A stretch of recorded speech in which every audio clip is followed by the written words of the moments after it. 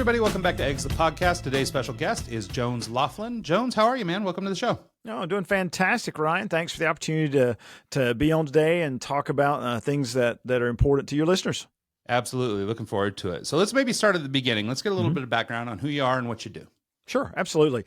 I am a author and professional speaker. I've been doing this for about 30 years, primarily around the areas of work-life balance, leadership development, and time management. Those are really the three buckets that people utilize my services for. And so keynote speaking occupies a lot of my days. Also been the author of several books, which I'm sure we'll get into some of that today. But my big mantra is that my goal is to help people make the best choices with their time so they can thrive in the ways that are important to them.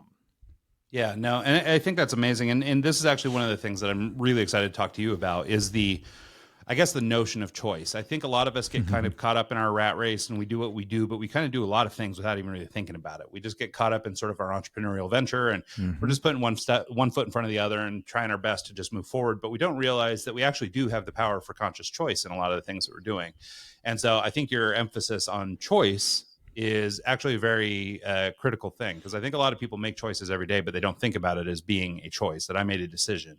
Right. I think a lot of people just go, oh, well, I had to do X because of Y, or whatever it is. And I don't think they're putting that much thought into it. But I think the power of choice will give the people an opportunity to really take ownership over their career, their business, whatever it is they're looking for. I think just recognizing the power of choice, I think, can be really valuable for people.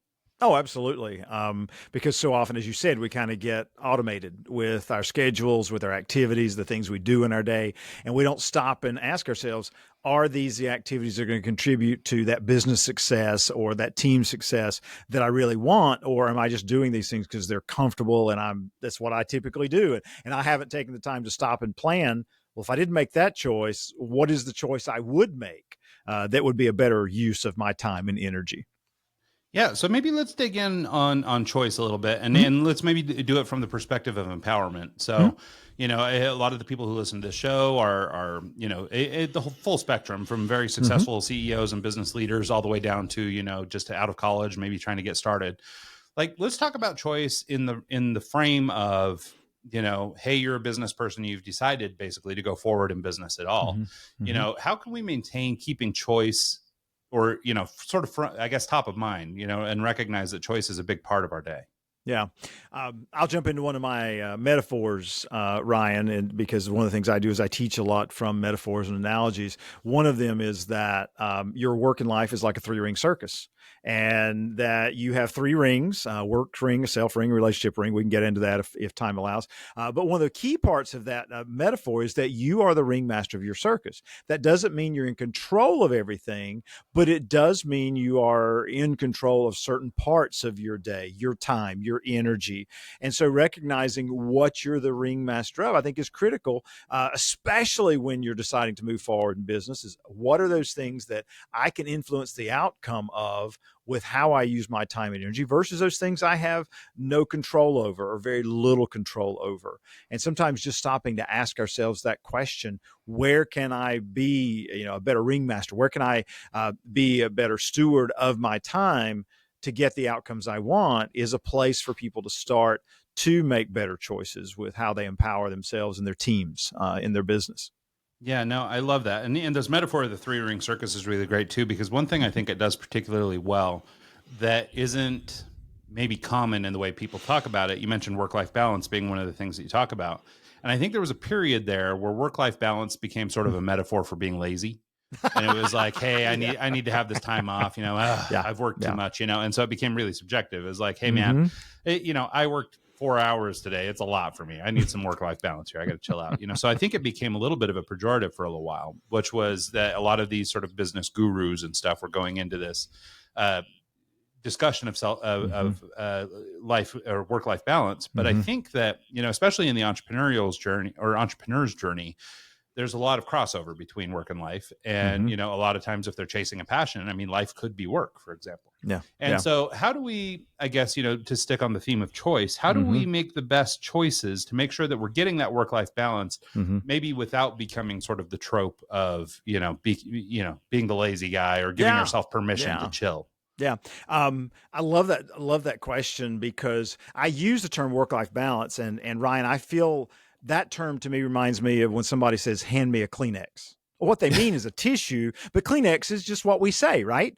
Sure. And so I think when we say work-life balance, I think that's the wrong term, but it's what we know it by. It's what we use. If I said work-life integration or work-life success, it holds different meaning. And so in your question about how do we maintain that, I talk about it's not about balance in your life. It's about being in the right ring at the right moment.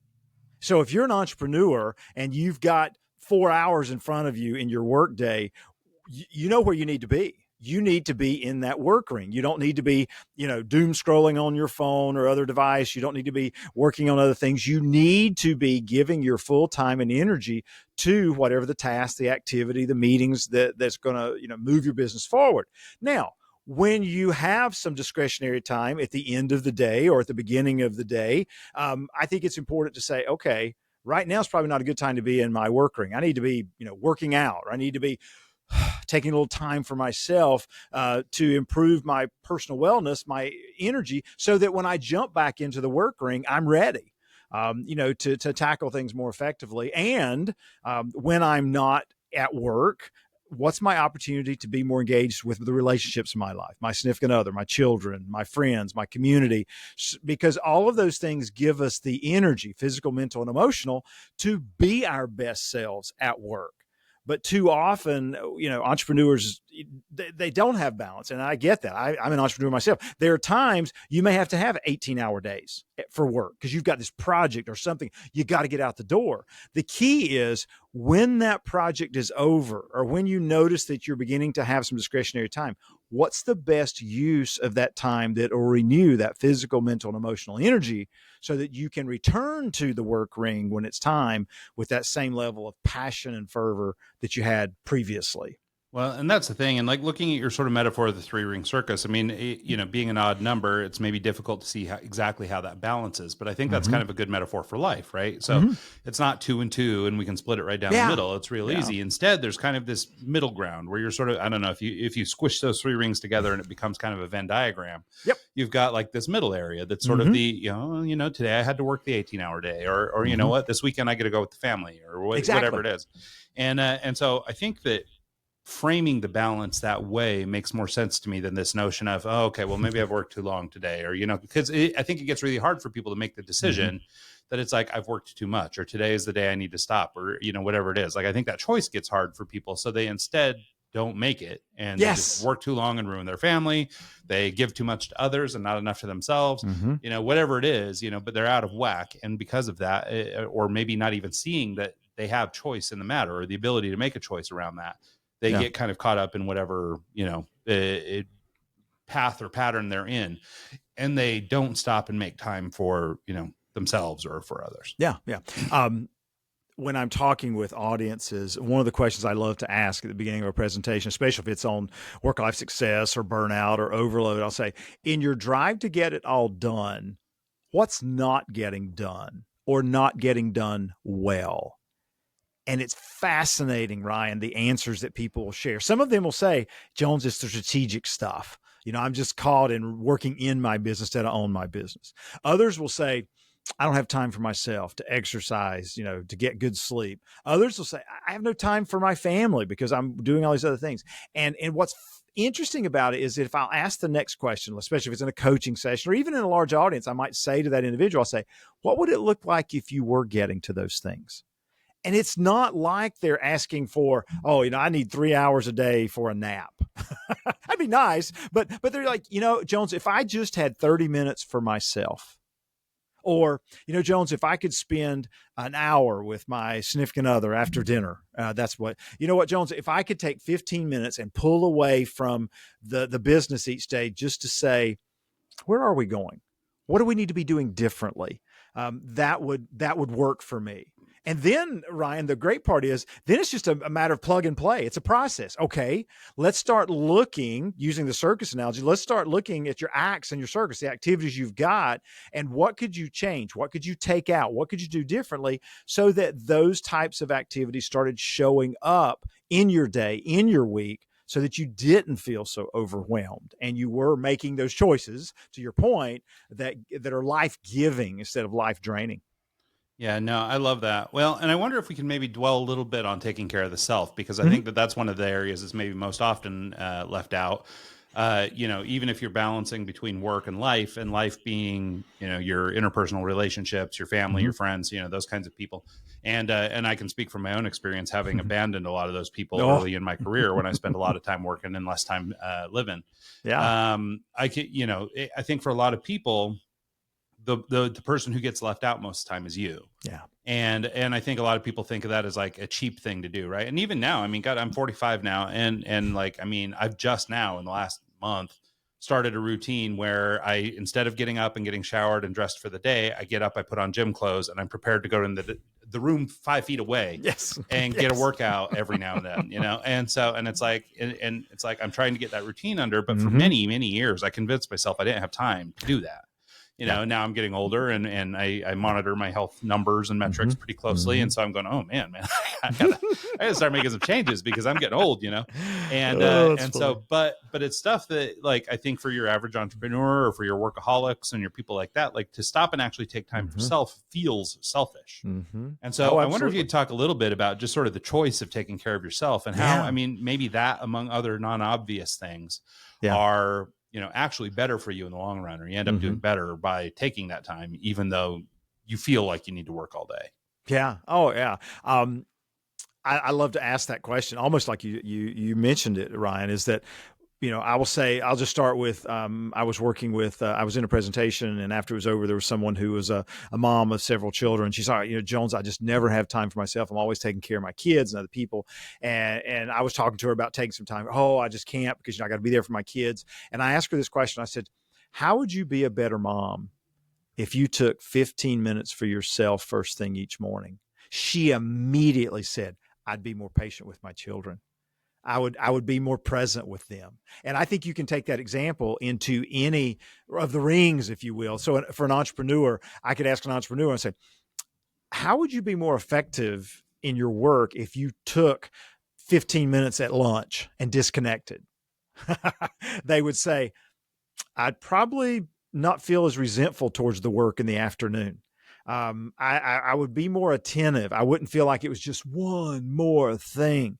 And especially in the realm of creativity, we know any creative will tell you that, yeah, you're going to be deep into it for a while, but then you got to get away.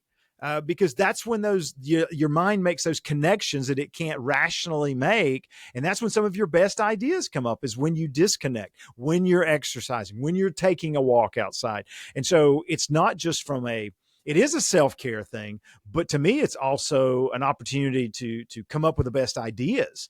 I mean, I have to be creative in my work, and I don't get my best creative ideas sitting in front of my laptop or my computer or whatever. I get my best ideas, and I think, I need to think about that. And then I'll go walk outside for maybe, 15, 30 minutes, or, I'll just step away from it. But so much value to saying to yourself, I'm going to be of greater value to my business, my team, and my family if I were to look after me, because they need me to be at my best when I'm with them.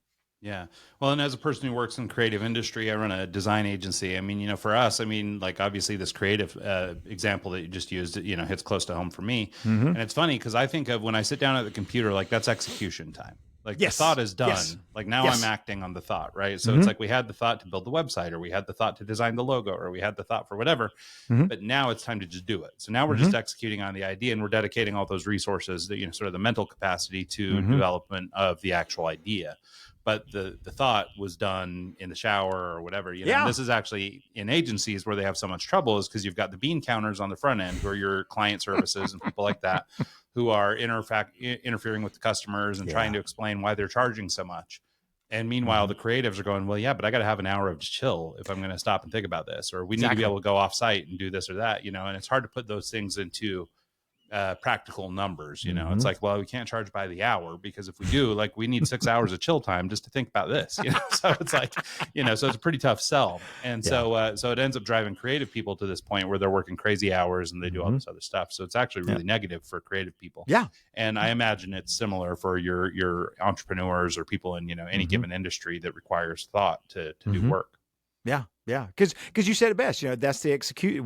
We're so focused on execution because that's what makes us feel productive, is actually taking the action on something versus just being. One of my many, I love to read, in a book several years ago by Jay Shetty, Think Like a Monk. A lot of your listeners will have heard of it, but he talked about the whole cadence of Franciscan monks is from being to doing to being.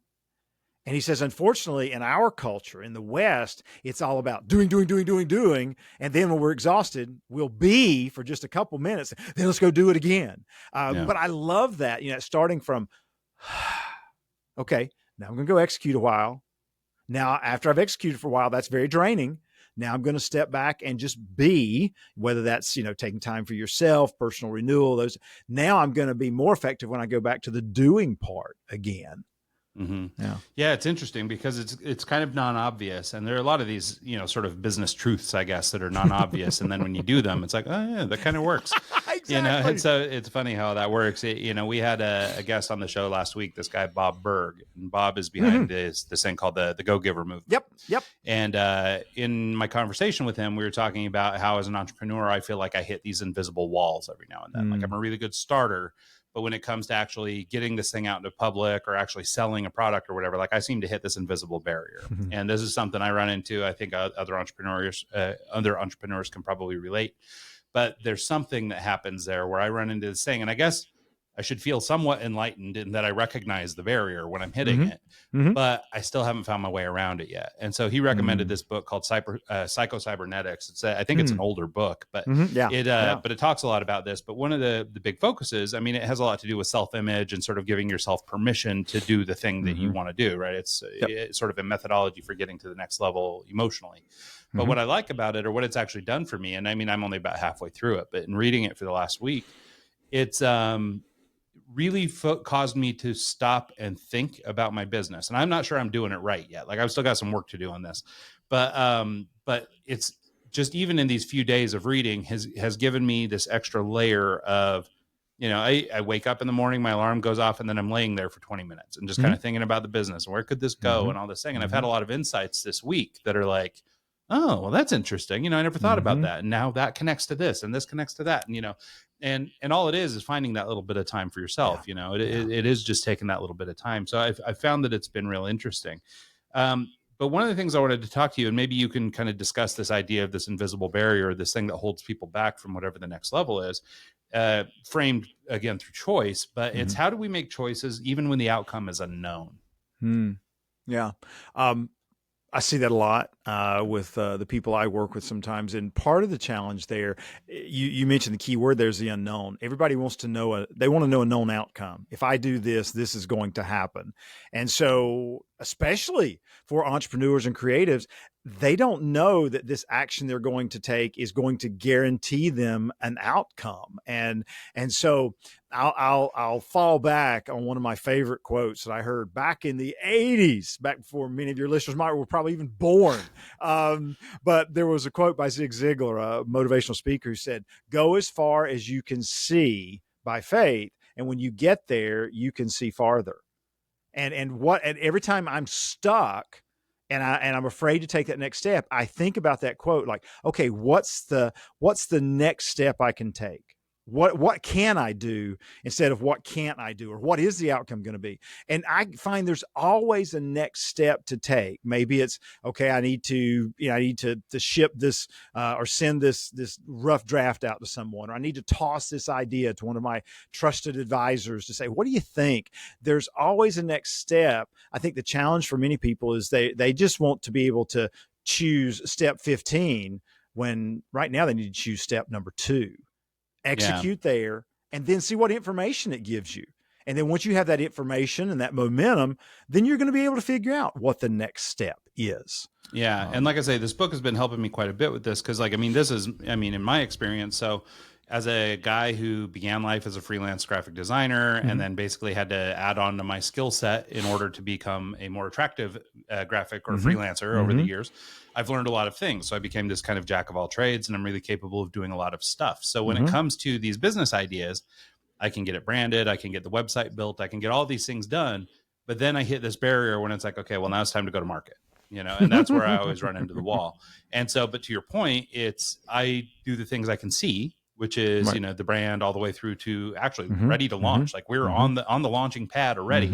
And then I just kind of wash my hands of it and walk away, and I'm on to the next idea, and so I have a ton of these like false starts, that I call them. And it's just, but it's hitting that thing. And then I'm hopeful that through this book and some of the things that we've discussed already, this notion of maybe taking a little more time for myself, taking a little more time to think, because the problem is I just sit down and execute every day, so it's like, okay, well, I already know we need a website. I'll build the website. No problem. So we're on the way and we're doing that, but I'm not going, okay, well, why are we building the website? And what's the thing that's going to come after that? And who's going to buy this? And what are they going to pay for it? And it's like, there's all these other things, and when I stop and I start to think about it logically, most of the answers start to come. Right. And I go to your point and using Zig. And I love that you use Zig Ziglar, because I used to work for this guy named Don Aslett, who's the world's #1 cleaning expert. And he was a big Zig Ziglar guy when he was eating. And so Zig's a cool one that you used. But the point is that, being able to identify the next step comes with taking that time to think about it. So whether you see that as thinking, whether you put that in your self bucket, which is you taking time to just be in your own head, or if you consider that work, and part of your work should be allowed to sit and think about work and what you want to do with work, I think a lot of the answers will start to present themselves.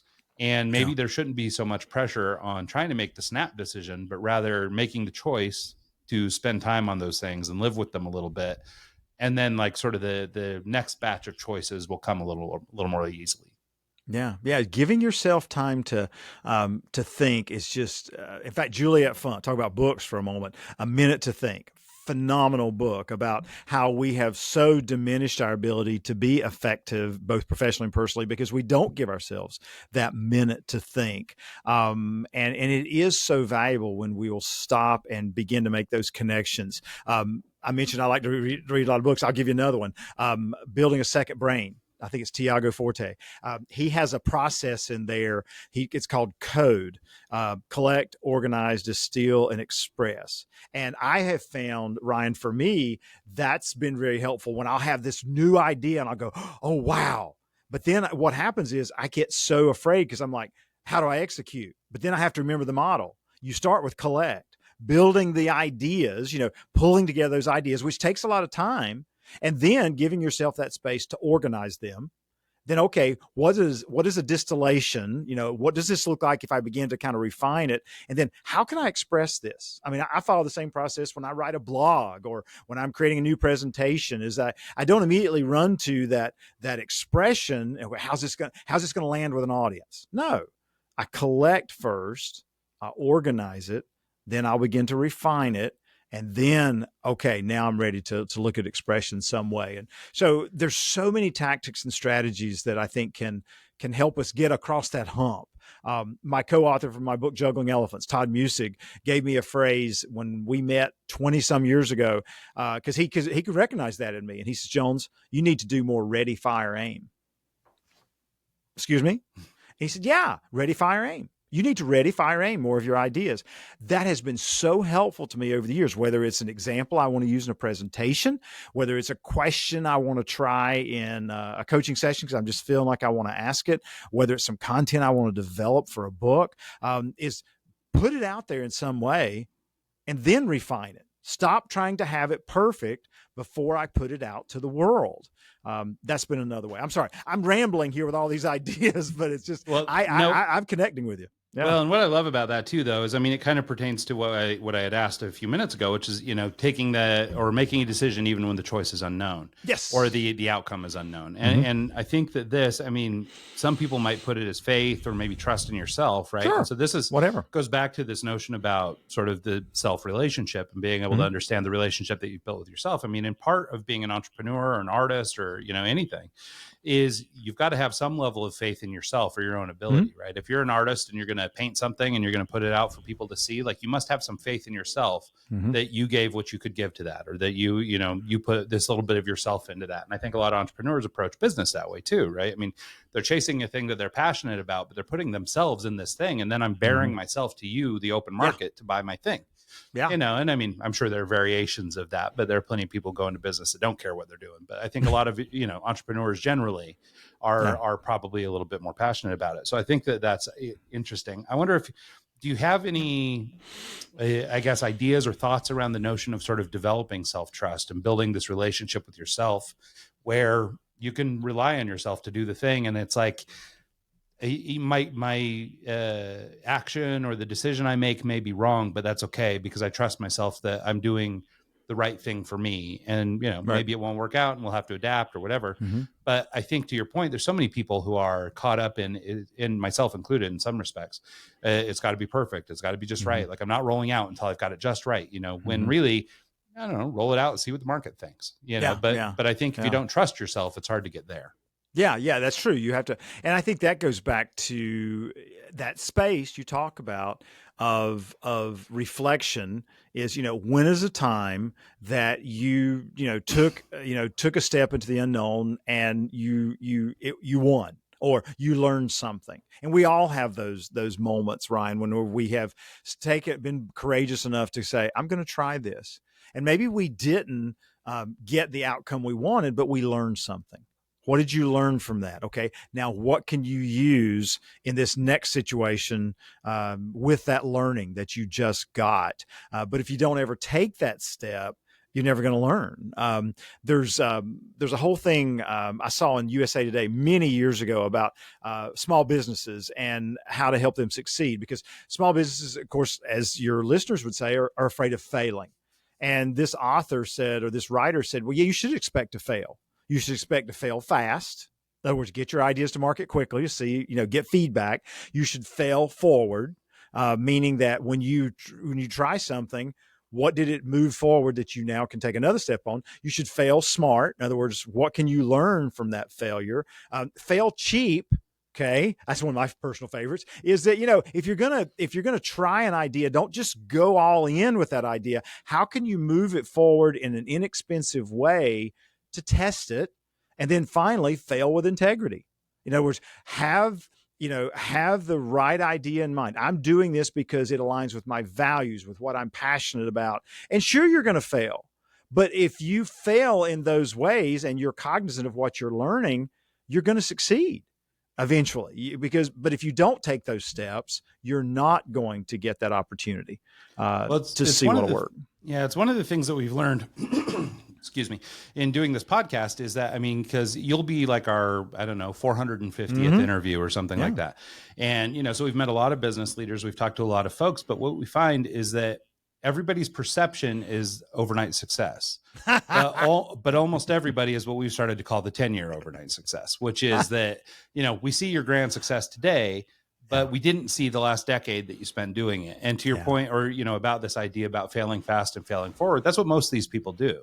Most of these CEOs have a number of failures in their wake. They have a number of, half-cracked idea that didn't work, but that caused me to pivot here, or it gave me the idea to do that, or, whatever it is. Or we built a business and it was going okay, and we learned to optimize it and do better, And so, there's a lot of ways to move forward. But the point is that, give yourself a little grace. Like, it's okay to, it's okay to not be perfect the first time. It's not expected that you should be. And I think that, people, especially with the sort of the rise of social media and things like that, have been exposed to a lot of this stuff where you're seeing this, fake version of a person's highlight life. Reel. Yeah. Highlight reel is a great way of putting it. Where you're seeing, some entrepreneurs, I'm getting on my yacht and I just got out of my Ferrari and I've got my model girlfriend and whatever.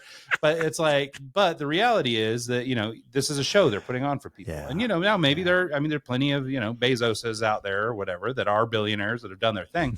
But a guy like a Bezos would be the first one to tell you he didn't do it overnight. He built that business over time, and it just happened to hit at the right time and all that stuff. And he got lucky.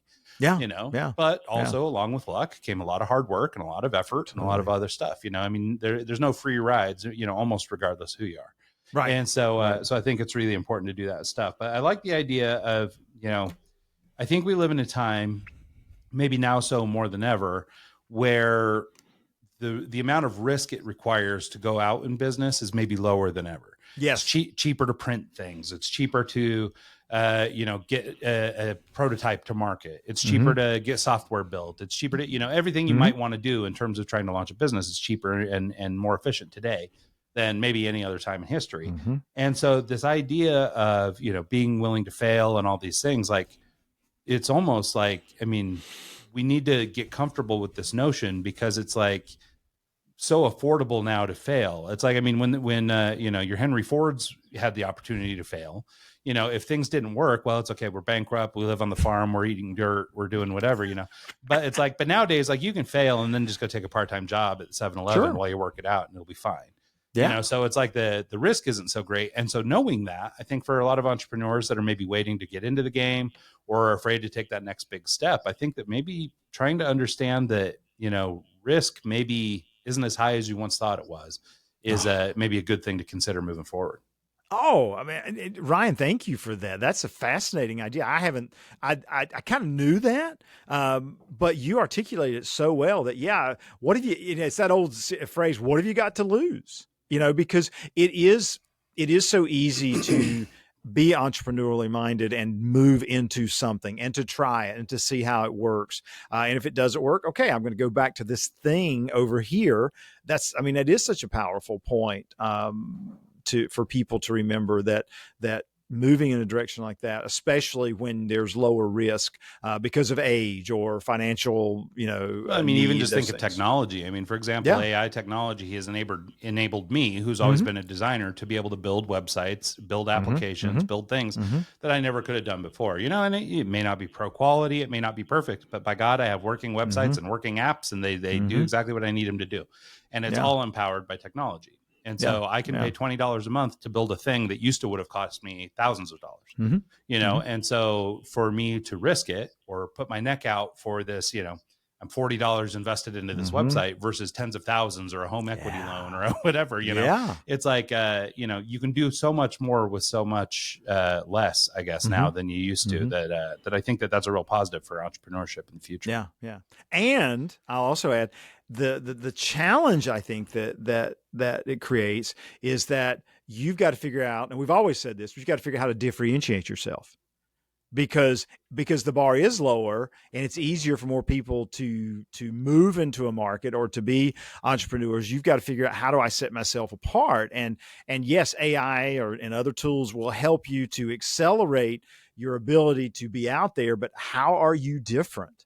I see that in my own world as a professional speaker and author. I mean, there's more books being produced now than ever.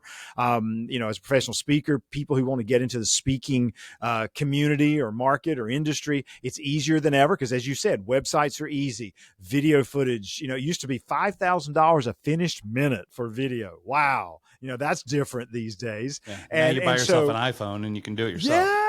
Yes, absolutely. I was at a conference last week. It was hilarious. A guy was there and he had his big camera, and I said, "Oh, you must be the photographer." He said, "Yeah, I'd rather be using my iPhone, but in order for people to see me as a professional, I got to carry this phone around or this camera around. I got to carry this big camera around." I thought that, and later on during the presentation, when I was speaking, I saw he had his iPhone out a whole lot more than he had that big camera with the long lens. Oh, I'm sure.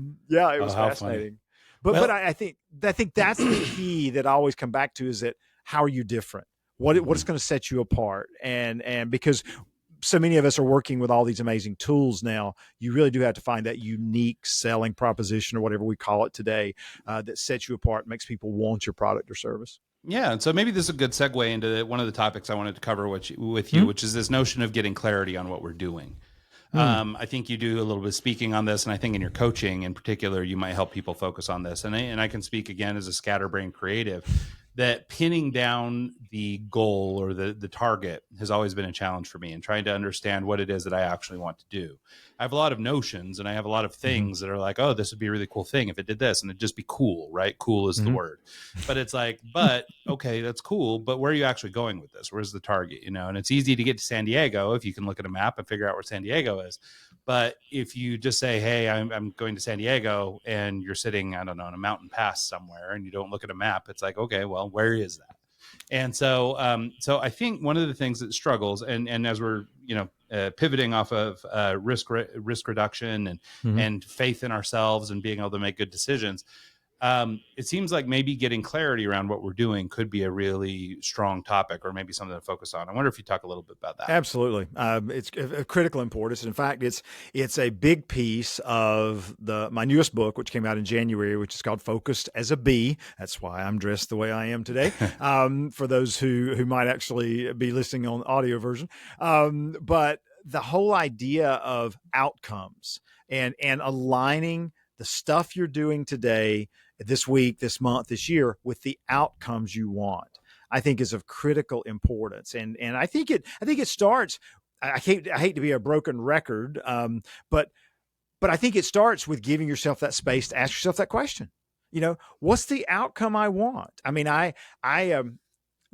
the second half of the year, we've just started the second half of the year. And so I did some goal reflection on my goals yesterday. And because I was thinking about, okay, what do I want the second half of this year to look like? And I had to not just say, here are my goals, but I say, what's the outcome I want from the second half of the year? And I wrote down things like, I want to be successful. I want to be at peace. I want to be in better shape. And so then I started making some notes about, okay, well, in order to have that, what have I got to do?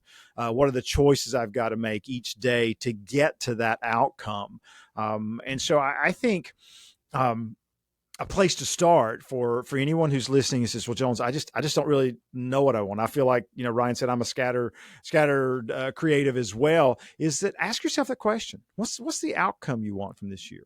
What would cause you to look back on 2025 and go, wow, that was a great year? What would happen? What would you be? How would you be if those things were, if you were to achieve those things? And I think if we get serious with ourselves, asking those questions, and then maybe even talk it through with a trusted friend.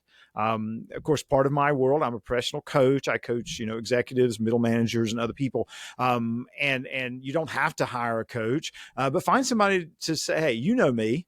Here's what I'm thinking I'd like to accomplish, in the next 6 months. Does that sound like me? What do you think? And they're probably going to look at you and they're going, what do you think? Does that get you excited? Does it motivate you to get out of bed and go do the things that you want to do? And if you say, well, not really, well, I think you better go back to the drawing board and start writing again. I think it all starts with that pulling away from the hamster wheel of the day and asking yourself some very pointed questions and sitting with those answers, I think is key. Yeah, no, I think that's right. And it's funny because you say, oh, I don't want to be a broken record. And what's really funny in, hundreds and hundreds of hours of these interviews, what we found is that, really like the core truths are the core truths, and I think that the way that, maybe a person, and this is what's really beautiful about people like you who are public speaking and writing books on the matter is like, you're not inventing the truth, but the way that you position the truth might be the way that it hits me, or the way that it connects with a listener or a reader or whomever. And so I think that that's what's so cool here is that if people really distill down what they need to do with their lives or what they're trying to do in their business or whatever, it really does just come down to this clarity. And the way you get this clarity is by spending time with self. And by the way, it's like, it's like, but the truth is just this core nugget and you probably could have got it in biblical times, but it's like, exactly. but somebody today said it in a way that resonates with you. And that's how it works. Right. We all have favorite authors and things like that who said things a certain way and that clicked with us. To bring back the aforementioned Bob Berg, he has this phrase that's, people do business with folks that they know, like, and trust, and I've used that phrase in my business since I was 19. Wow. Some radio executive I knew years and years and years ago mentioned that to me, and it stuck with me, just the way that it was phrased, just like that. So when I had the opportunity to meet Bob, I was just like, oh my God, dude, like you've been a part of my business all these years. And it's like, and it's not that it's, he didn't invent that idea. He didn't lots of people have articulated something similar. He just said it in a way that resonated with me. And so, and I think, like you're talking about here, and the way that you've delivered this notion of the 3-ring circus and things like that, I think really makes space for the notion of taking care of self in addition to life, in addition to business. Yeah. And I think that gives people, I don't know, a framework to work within. So maybe if it hadn't clicked for them before, maybe it will now. And, as we get to some of these other questions that we've asked, and maybe we put the cart ahead of the horse a little bit and asking questions about, dodging the unknown and things like that. A lot of that comes from the clarity that comes from the time spent with self. whether that's in the frame of business or in the ring of self-care or in the ring of even family time and talking to friends and trusted individuals. This is that core nugget there is the thing, and it unlocks all the things we've been talking about. So I think it's kind of interesting how that happens. Yeah. One of the things I want to talk about, so your book, Focused as a Bee, obviously it's a play off of the busy as a bee.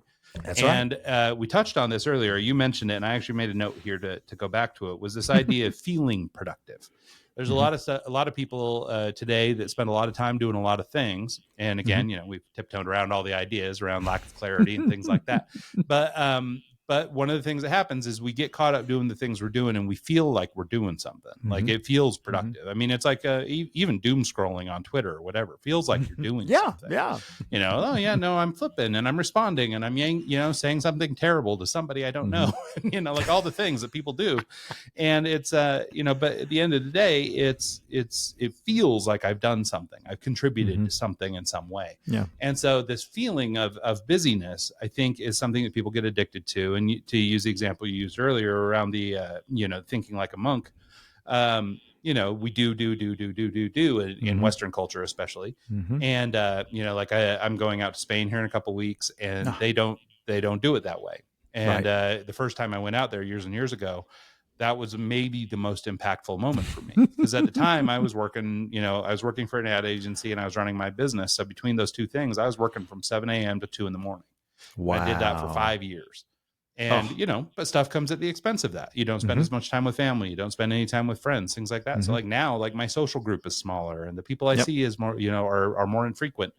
And, so that dedication cost me a lot of time, but boy, did I feel like I was getting a lot done, and now in retrospect, I'm going, man, I wish I had spent more time on those things. Because now as an older person, I'm going, well, crap, I should have spent more time building those relationships and having those friends. Now I'd have someone to go golfing with. And so it's kind of an interesting thing how the busyness bug here in the States, especially, and even more so maybe in the entrepreneurial community, for a long time was sort of applauded by people. It was this, who could work longer, who could spend more hours, who could do this and that. And that's kind of how you got your little gold star. But I wonder if you talk about, maybe to use your book as a good reference, focusing rather than just being busy. Sure.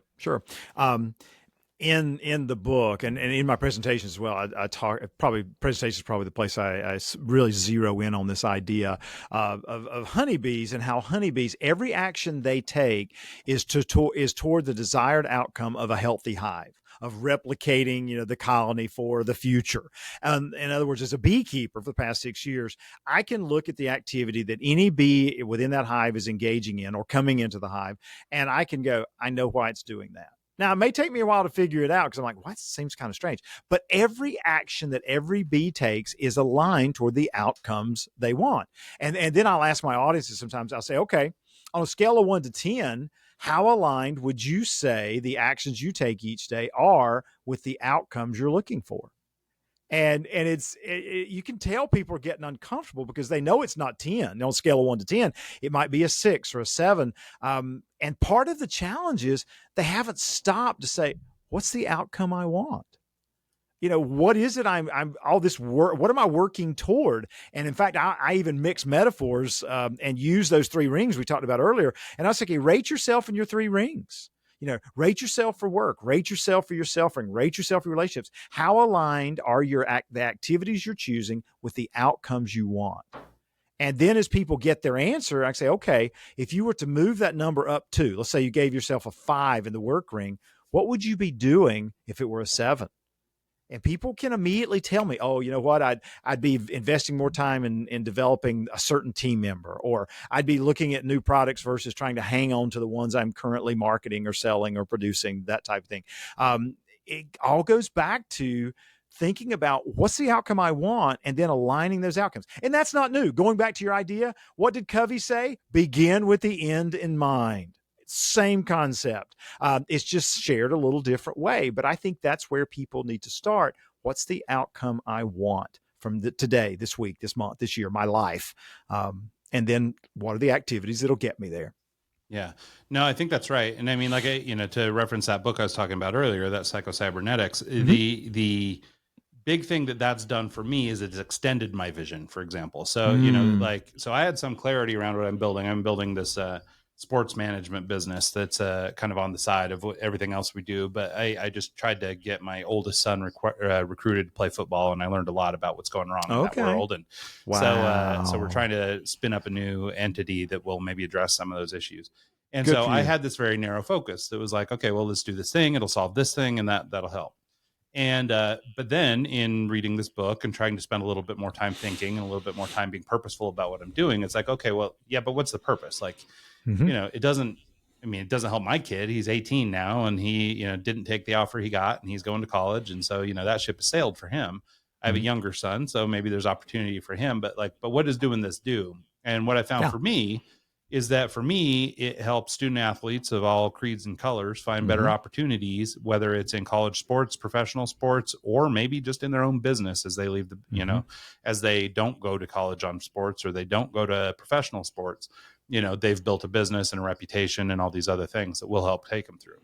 And so, but the idea is basically how can we improve the lives of student athletes and give them the best possible opportunities wherever it is, right? So even though it began as how do I help out my kid, like the grander scheme of it has started to be on or revealed to me a little bit and taking a little more time, all the way down to, you know, really far out down the road kinds of things where it's like, well, could we build this like mega facility that tracked everyone's data, did all this, you know, and it's like, you know, I mean, but it's gone maybe a little haywire, like maybe I got to rein it in a little bit, but at the end of the day, the notion is the same. It's like, how can we help student athletes to get more out of their career, whether it's in sports or just in life beyond?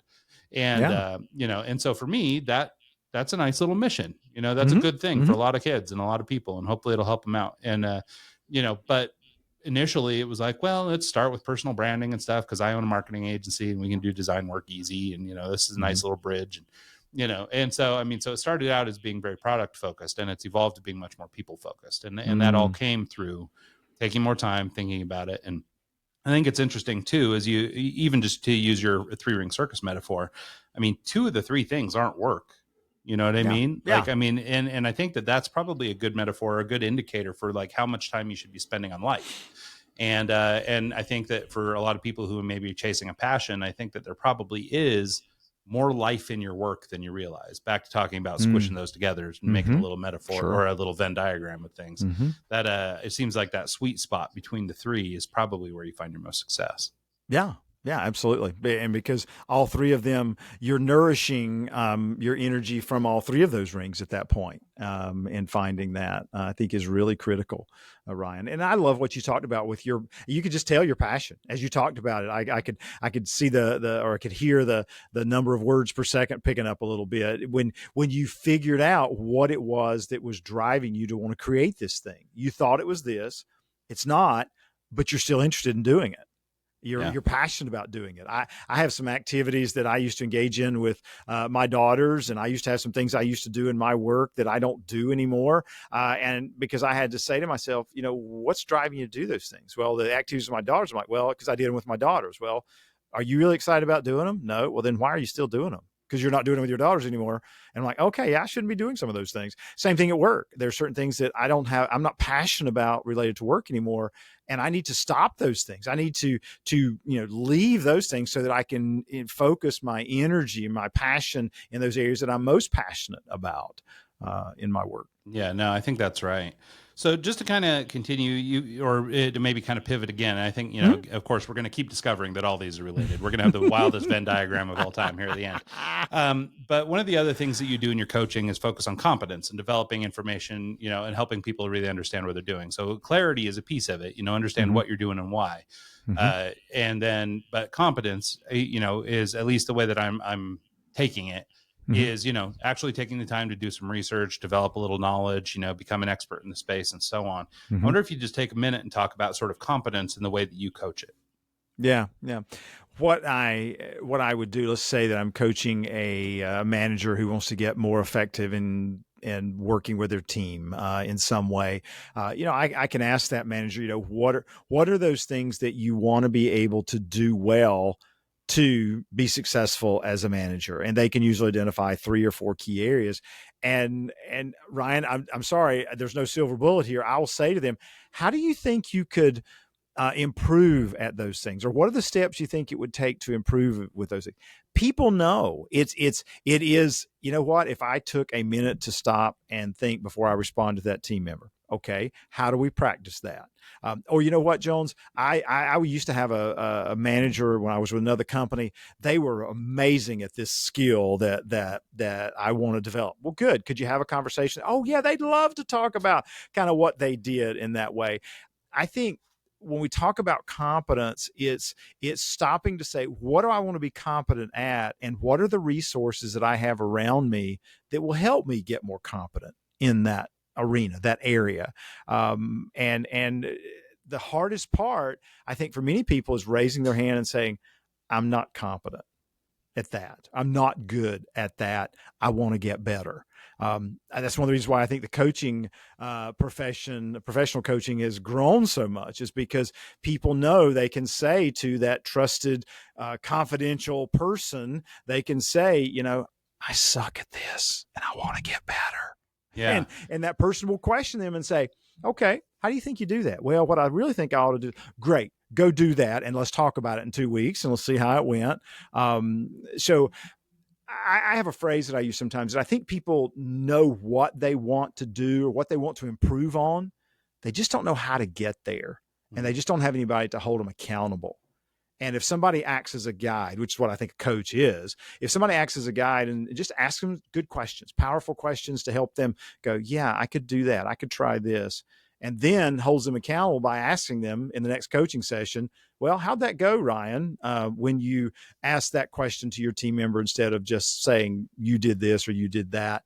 That's what I think helps people develop that sustainable competence in something. That's right. And what I like too about the way you laid that out is competence doesn't equal intelligence. It doesn't mean you're not Correct. smart. It doesn't mean that you're not Bingo. capable. It doesn't mean that you're not, any of these other traits, but what it means is maybe I don't have a complete understanding of this thing, or like what I had written down here while you were talking is, how do we know what we don't know? Yeah. It's like, maybe it requires a coach. Maybe it requires a friend. Maybe it requires a mentor. Maybe it's, some random stranger that you like their business. You want to ask them a question. Yeah. But that awareness, I guess, and even to use my own example, to be a little horn tooty myself, knowing that there's this invisible barrier that I'm running into is helping me even formulate the thoughts that, okay, well, I should be asking people, how do I get through this thing?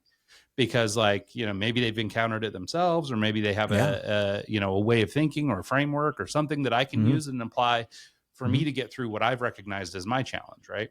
And so, and I don't think I'm less than, or that I'm not capable or smart or, whatever, but I can recognize that this is somewhere where I'm short, and maybe I need to bring in a partner. Maybe I need to do it myself. Maybe I don't, but like having the, I guess, conversation with somebody, I think goes a long way.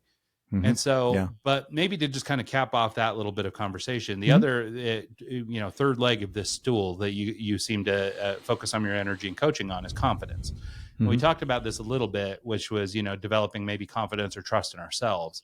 But I wonder if we couldn't talk a little bit about more, at least in your coaching practice, how do you go about helping people develop confidence in themselves? I imagine you can't force it on people. I imagine it's got to come from inside somewhere.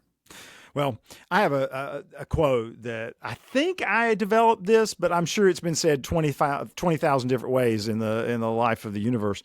But I say people spend way too much time beating themselves up for what's not getting done instead of celebrating what is getting done. And I think that's true individually. I think it's true for teams. I think it's true for organizations. There's so much time and energy spent on all the things we aren't getting done instead of stopping to go, what is getting done? What is something that I should be celebrating, that I accomplished, that I did. And so I will simply start off, and this might not even be in a coaching session, Ryan. I have, my friends will tell you that I'm weird sometimes, but I might see a friend that I haven't seen in a couple of weeks and say, hey, tell me a win from today. And they'll look at me kind of funny. I'll say, no, tell me a win from today. And they'll say, I didn't yell at anybody at work. Yes, there we go. I'll get next to somebody on the plane. And I'm sitting down, and before I put the AirPods in, I'll look at them and say, hey, how you? They'll say, we'll speak, do pleasure. I say, hey, what's a win for you today? And they'll think for a moment. They'll go, well, I had a great day. I finished this. I closed this deal. I did that. I think confidence starts with having other people remind you that you are doing some things well, and that you are achieving, you're being successful. And I think you do have to get other people to help you with that sometimes, because people get so hard on themselves, and they're focusing so much on what's not happening, what's going wrong. Is to find those people who you can surround yourself with, who see more in you than you see in yourself, and will remind you of that. So I think that's part of that process. Something else that I encourage my coaching clients to do is to journal each day, and to write down, 3 things that went well because of your efforts yesterday, or some question like that, to begin to connect. I did this, and because I did this, this turned out well, or it turned out better than if I hadn't been involved in it. And so it really, I think it's part of that routine that becomes a habit then, of reminding yourself, yeah, I showed up, I did this. This was the outcome. And of course, it's not always going to go well, but just looking for those opportunities to celebrate where you accomplish something, I think is so important. Yeah, I think that's a huge mindset thing. And I think for a lot of people, it's funny, just the way society sort of handles things. I think a lot of people have a sort of default mode, which is to focus on that negative bit, right? And and I'm guilty of this. In fact, I had a call just before this that the guy pointed that out. He was like, "Well, you're talking about a lot of the things that you didn't do, but but also you've done this, and you've made this, and you've created that, and you've made this much money or whatever." It's like, so what are you worried about? It's like, why are you spending any time thinking about this stuff? It's like, but I'm just like that. And it's funny, I had a couple, just in the last couple of weeks, by random happenstance, we've had a couple British rock stars on the show. And so both of them are kind of people that had major hits that were like global sensations that still now 40 years later are big hits. Wow. And that was one of the things they pointed out specifically about British culture, is that they've got a little bit of this, pull the crab down in the bucket kind of thing. It's like, they call that, what do you call it? The tall poppy syndrome over there. You don't want to be the tall poppy. They're going to chop you down. And so, and I think that speaks to sort of the human nature component here, which is that everybody's sort of predisposed to the, negative version of whatever's going on in your life. And well, maybe not everybody, but many people are sort of predisposed to this version of life that's a little bit more through the negative lens.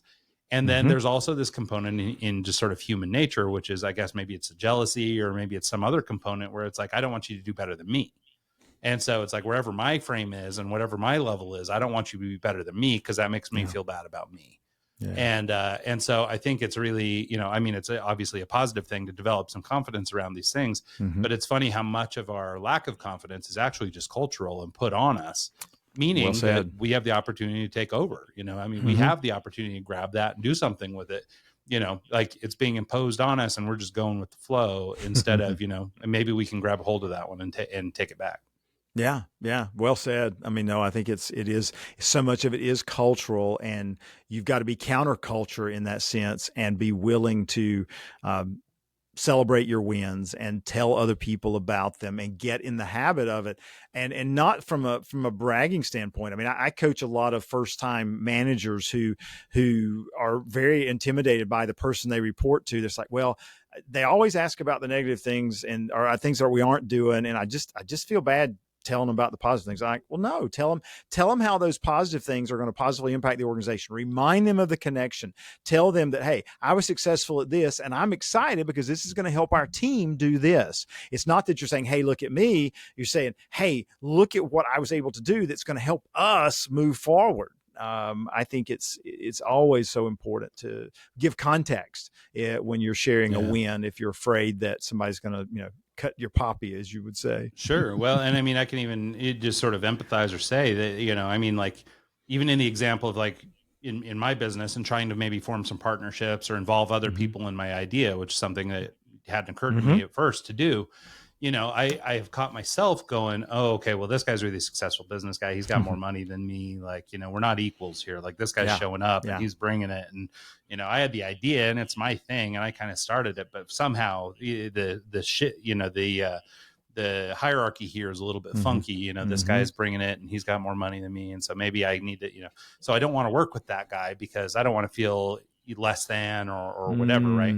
And so to this notion of confidence, it's like, well, no, like, they are interested in your idea because you've included them in your idea. Like they may have success on their own or whatever, but here in this venture, Like, I mean, I guess short of them putting money in or something, but I mean, if you're just involving somebody like in maybe a mentorship capacity or something, it's like, no, you guys are like same level here. Like you both have interest in doing this thing. It's both day one for both of you. Like, you're everything before this doesn't matter, and so you can maybe allow yourself to have some confidence in these kinds of things, because it's these petty things that end up causing, maybe you don't get the best help because you don't want to be second fiddle to the guy with the millions in the bank, or you don't want to, I mean, whatever other business example you can come up with, but I think there's plenty of examples where an individual's lack of confidence changes the choice, to go back to the top of the podcast here and you go back to choice. It affects the way that we make our decisions or the way that we choose based on these little things like lack of confidence or lack of competence. And, so it's funny how all these things kind of play into the same problem, which is, how do we move forward until we sort of solve ourselves, I guess, put a nice little bow on it. Right. Well, and just to maybe put some, I'll put icing on the cupcake. We'll put it that way. Is a few years ago when I was first getting into professional coaching, I read the book, The Prosperous Coach. Great book about a coach who's wildly successful. And it was interesting because he said one of the problems that new coaches have, is being willing to speak up and say, I'm a coach and I can help you. I mean, that's the ultimate in confidence, right? Is being able to say, I believe I can help you move forward in the ways that are important to you. And he said that one of the ways he overcame that was when his friends would be talking about something that it sounded like, some coaching would help with that. Or if he was at a business meeting, he would simply say to them, I'd love to help. I'd love to help with that. And he said they would say, oh, well, thank you, Joe or John, whoever guy wrote the book. And he'd say, well, what do you mean by that? And he'd say, well, I do some coaching and I'd love to see if I can help you with that. To me, that's the ultimate in confidence, is when you can say, I'd love to help with that. I'd love to partner with you. I'd love to explore that idea further. And you should, because for the very reasons you just mentioned, Ryan, we've got all these talents, abilities, experiences that have helped us be this amazing individual who has much to offer, whether it's a British rock star or whether it's an entrepreneur just starting out. We got to be willing to bring that to the table and stand up for ourselves so that we can move forward, with our businesses or our lives in a way that aligns with our goals and our outcomes. Yeah. Well, and I think to tie that back to Bob Burg's thing, the whole notion is that you give more of yourself than you take. And it does require a little bit of confidence. You do need to do that, but also it's also just a little bit human. You just sort of are willing to give, and you're willing to be kind, and you're willing to be generous, and you're willing to do all these different things. And maybe that requires a little bit of confidence, but it also requires working on yourself and being in a spot where you're able to give just emotionally, whether it's anything else, or whether it has to deal with, other life balance that you're trying to build in, taking care of your family, your friends, your neighbors, et cetera, or just being a good steward in your business, taking care of your employees and whatever else. So I think that, to take it full circle, I think we nailed it. Go team. I love it. Well, hey, Jones, we are getting to the end of the hour. Let's, where can people reach out to you, learn more about the new book, if they want to maybe talk to you about speaking or any other capacity of doing work with you? Yeah, thanks for that, Ryan. First place I would invite your listeners to go to is actually LinkedIn. Look me up on LinkedIn. Just type in Jones Loflin in your search box, and I come up. I put content out pretty much every day at LinkedIn around some of the same kinds of things we talked about today. And I just welcome the opportunity to connect on LinkedIn, because then I get to see what you're doing in your world and see what opportunities might be for us to partner in some way. And if there's something that you need as an entrepreneur and you say, hey, Jones, anybody in your network who might can help with that, then I get that opportunity to connect folks. I love those opportunities. Of course, they can go to Amazon.com and type in my name and see any of the books that I've written there, or my website, jonesloflin.com. But those would be three of the places, Ryan, that I would suggest that they start. Awesome. That's great. And just for people's reference, it's Loflin, Loflin, not the long, many extra letters version. So it's nice and easy to find it. Just Jones Loflin, Jones Loflin. And so, well, thank you so much, Jones. It's been awesome. Great conversation. Really good to get to know you. And I think we had a lot of value for the listeners today. Thanks so much. Thank you, Ryan, and thanks for the work that you and Mike are doing to help us all be more effective in our businesses. I appreciate it. Absolutely. And thanks so much to everybody who tunes in the show this week and every week. And see you next time.